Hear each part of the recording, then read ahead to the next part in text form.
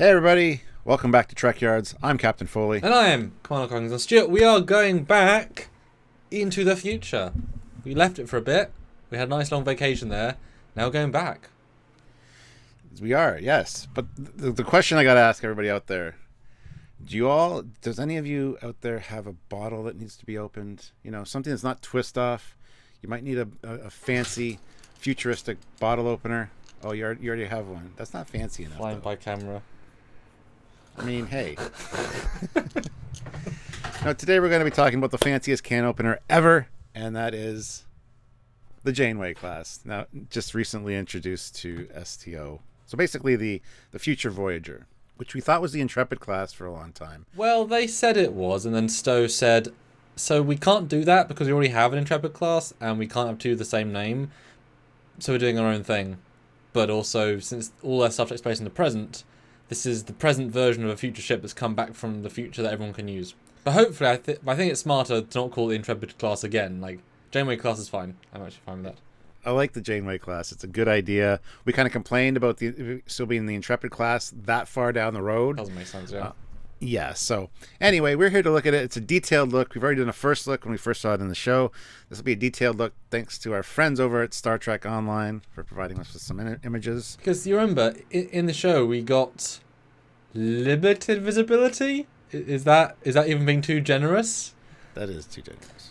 But to say the least. But Star Trek Online, obviously, they went ahead and they were given the asset and they made their own version.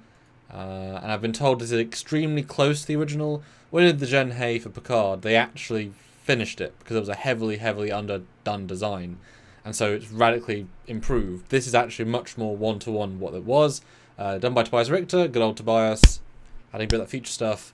And then brought into Stone. It's their first one for the new lineup. And yeah, we've got lots of great views. And we're going to do a follow-up to this as well with the full Voyager comparing. Because, you know, predecessor and successor, how do they compare? This is just more of a let's look and see what not that we didn't want to see, we could not see in the show. Well, I'm thankful for being able to see it. Get to see some extra details on there, which is always nice. Details as far as windows go. Some looks like RCS thruster details, even though I doubt they are probably with that size. Oh, we're future thrusters. It's fine.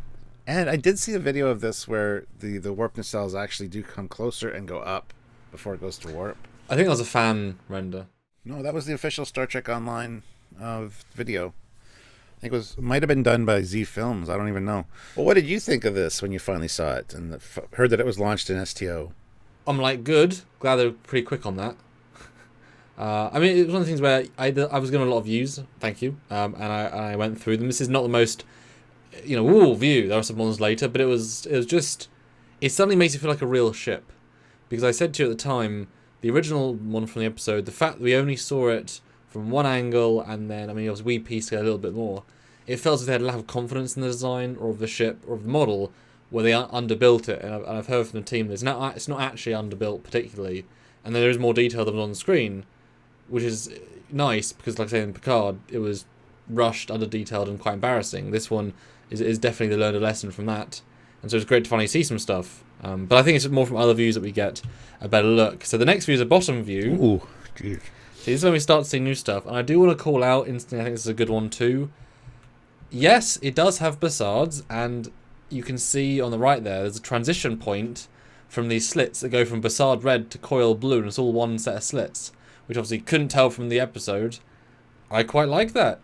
Thanks for keeping it red. Yeah, no, I like that. I like the way that bleeds down into blue. That's really weird, neat. But it's futuristic, and that's sort of the whole point. Yeah, that's just an interesting view. I like the dimension, like the detail that's added to the underside of the saucer there. That where it kind of looks like its own delta, but it like flares out a bit. That's cool. And these are things we literally could not have seen, and it just feels way more real now. First thing I see when I saw this picture, first thing popped in my mind: the Vengeance. Just the shape of that secondary hull and that deflector. Boom, that was instantly what I thought. And again, that's another Star Trek bottle opener, although a little bit different. But it keeps the pointed aesthetic of the rest of it. It'd be weird if it was more curved. I guess the warp ended in the curve. But yeah, it's a bit odd that it's just another strip. There's nothing really in between it. There's no like actual detailing. Like the glow is the deflector. Move on. And so it doesn't quite have the personality it could do. I'm not sure what else you would do there. Well, anything, I guess, is the answer. But I don't know, what do you think? Is the future deflectors are just a glowy? I have no problem with it. Again, the problem is when you have like a blue line like that, you draw immediate Tron references. We did that with the refit of the Discovery as well. I don't have a problem with it. I think it looks great. It's an aesthetic that I really like. Any kind of blue lighting, neon blue, I think looks really great. So, no, I think it's fine. I wouldn't mind some other detail or some other color in the middle, but... I mean, the whole ship is quite monotone or very set tones. It's not a very visually dynamic ship. That's more about the angles and the wait what effect. Now there are red glowies at the bottom of the saucer section. Do you think those might... Well, it's Star Trek Online, so they're probably just weapons placements. Yeah, it has to have them. Do you think on the ship, though, they might be actually torpedo launchers? I would hope so. I don't know if they've got clearance. Doesn't necessarily feel like they do have clearance, but depends what the angle is. And I love that there's two registries. Probably for when it separates, because there's one on the saucer and there's one just above the deflector, which is great. Well, I mean, it's always separated, so in case one piece gets missing. Well, I'm sure this can split off and do its own thing. Probably. I just have that feeling. I mean, it's a multi-vector assault mode ship pre-built. You know, split the nacelles off into one ship, secondary hull and the saucer. But I do like this delta thing at the front. I like it's not a split delta because we have deltas on everything: on underpants, on socks, on mugs, on napkins. You don't need a delta on the ship as well. But it gives it, because it would have been weird if it was just flat.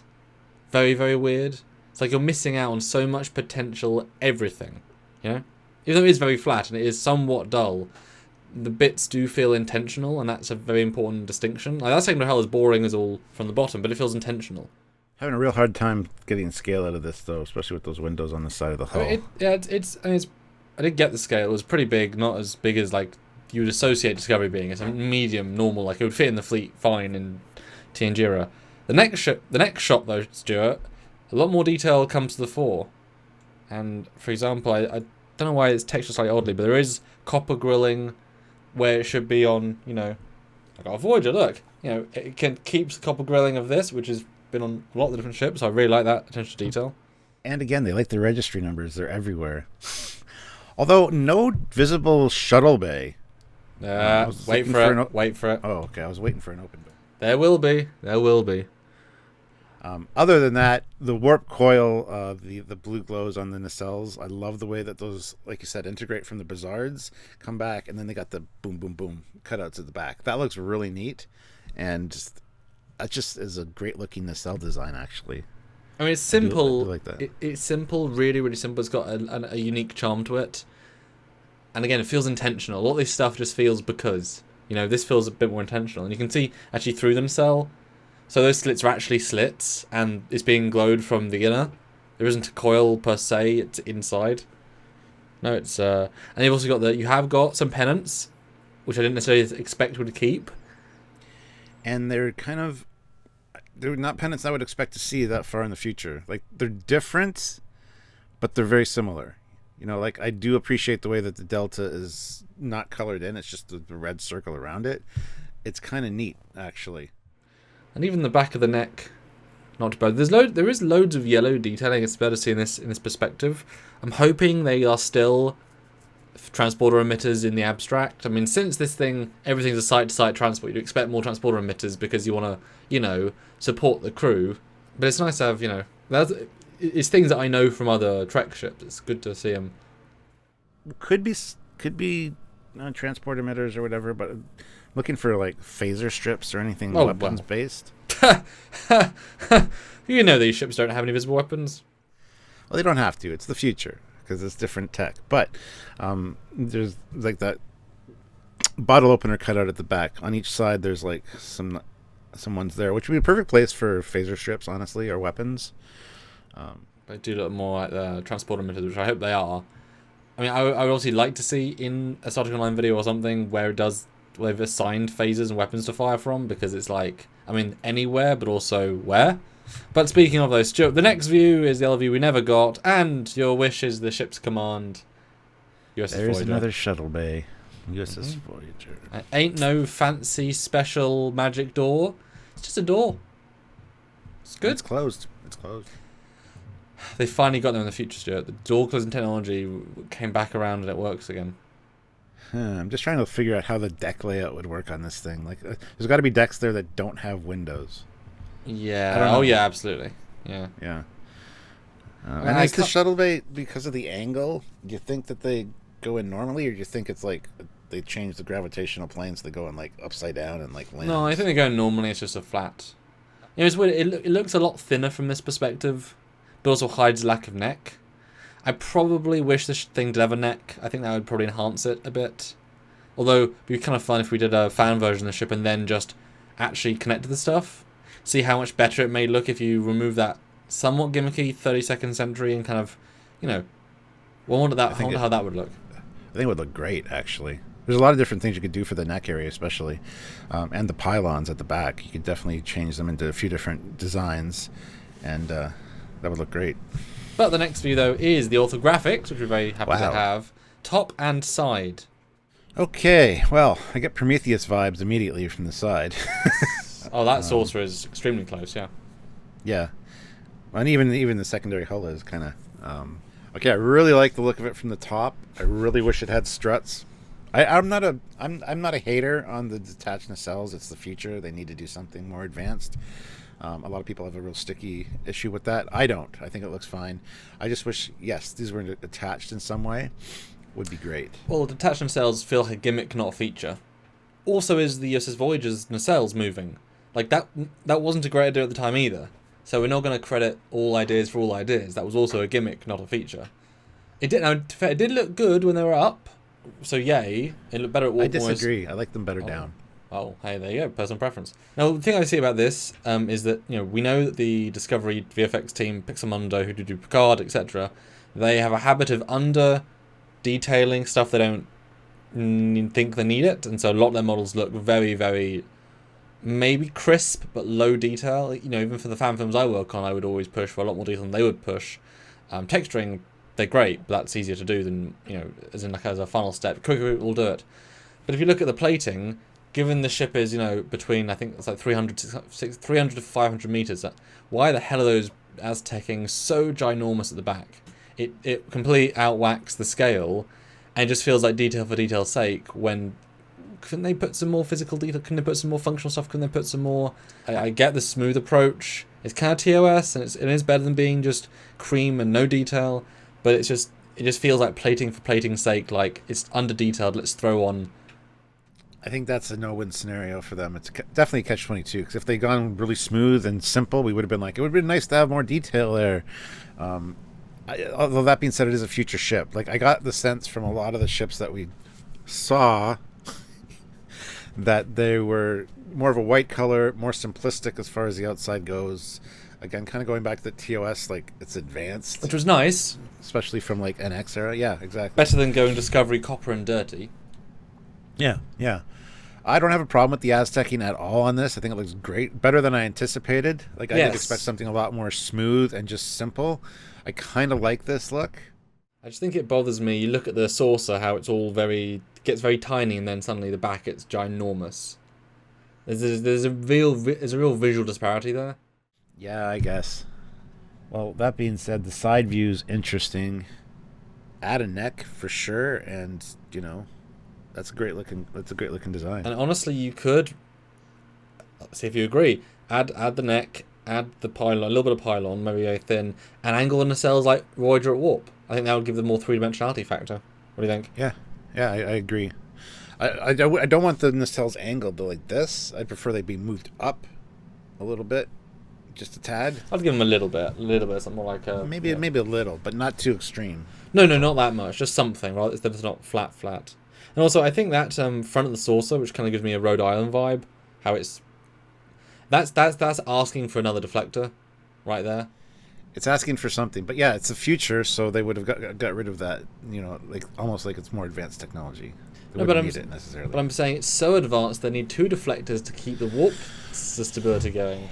But then it's literally just a cut and paste a Voyager with like future things added. No, but I would have it be, you know, what is a functional place to put a deflector? it's kind of an empty It is. detail. I would Put a shuttle bay there. What? Oh. No? I would rather put weapons there if you're going to put something, or like even a custom smaller launching device like a probe launcher, but the probes are really effing cool. You know what they should have done? They should have included an arrow shuttle on this thing. Have that at the front there. Another vehicle that can. Maybe like the nose comes out, they define it, and the replica matter just forms the rest of the ship around it. Sure, that'd be kind of neat. Yeah. Because the arrow shuttle really got underserved, so it would be great if they incorporated that into this somehow. But well, it'd be definitely nice. We did it, but 20 years later. But Stuart, the next views is the front and back, which is not normally the shots you expect to see. If you're ever flying at space, it's normally a 3/4 or passing by. You don't always see front and back, and there may be reasons for that. Well, this looks like the thing in Voyager, the big like orifice thing. That's. I was thinking Devore warship personally. Yeah, and you got a feel of Defiant type nacelle pods at the side, eh? Like it just looks like a more advanced Defiant look for those nacelles. It's weird, isn't it? It is. It's very weird. It's very simple, for sure. It loses all the finesse of the design. Yes, it does. But it's odd that the front and the back are almost indistinguishable. I mean, they're really similar. It makes you really wish that the neck, not necessarily the neck, but the spine was protruding, had some more details. Maybe that had a shuttle bay in it as well, like the Enterprise D or something, like to give it back a really nice chunky something. Well, and speaking of, where's the impulse engines? I was just thinking that as you were saying that. Because Discovery still has impulse engines. That got fully refitted. It wasn't...